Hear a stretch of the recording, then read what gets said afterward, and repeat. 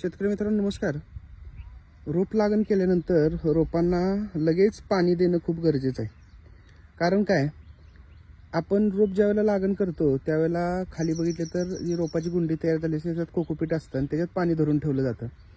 आपण लागण ज्यावेळेला करतो त्यावेळेला जमिनीत ओल असते, पण ती कमी प्रमाणात असते आणि ती जी ओल असते बऱ्याच अंशी कोकोपीटमधलं पाणी देखील माती शोषून घेते आणि ती गुंडी परत ड्राय बनते आणि मुळांना किंवा त्या रोपाला पाहिजे एवढं पाणी न मिळाल्यामुळं रोप सेट होण्याचं प्रमाण खूप कमी होतं.